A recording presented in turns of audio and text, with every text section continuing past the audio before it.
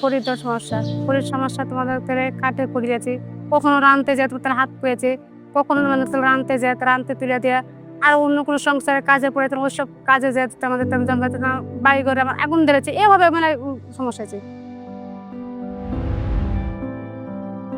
আমি ইএসডি এর মাধ্যমে বায়োগ্যাসটা পাই।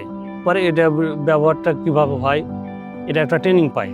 আমরা এখানে প্রত্যেকটা বাড়ি থেকে গোবর সংগ্রহ করি, সংগ্রহ করার পরে চেম্বারে নিয়ে আসি, চেম্বারে নিয়ে এসে যতটুকু গোবর দিই ততটুকু পানি, মানে সেই পরিমাণ পানি দেওয়ার পরে মেন চেম্বারে দেওয়া হয়।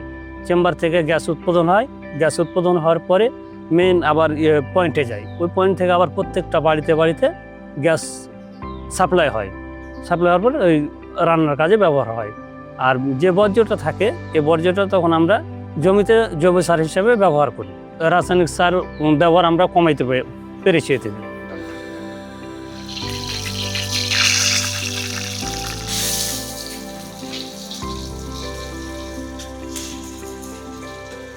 বায়োগ্যাস দিচ্ছে, রান্না করার সুবিধা হচ্ছে।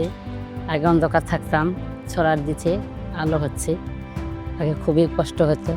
আল্লাহর মধ্যে এখন বায়োগ্যাসটা পাওয়ার পর থেকে আমাদের বিভিন্ন কাজে আমরা সময় দিতে পারছি, এবং মহিলা মানুষ আমরা কেতা সিলাই করি, কেতা সিলাই করতে পারছি, এসব যে সময় পেয়েছি।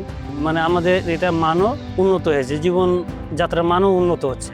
ইএসডি এর মাধ্যমে যে আমরা বায়োগ্যাস এটা পাইছি, এজন্য আমরা খুবই আনন্দিত এবং খুব ভালো লাগে। এলাকার লোকজনও বলে কি না জিনিসটা খুবই ভালো হয়েছে, ইএসডি ভাইরা আরও যদি কোনো সুযোগ সুবিধা থাকে তা আমাদের দিবে, এটা আমি আশা করি।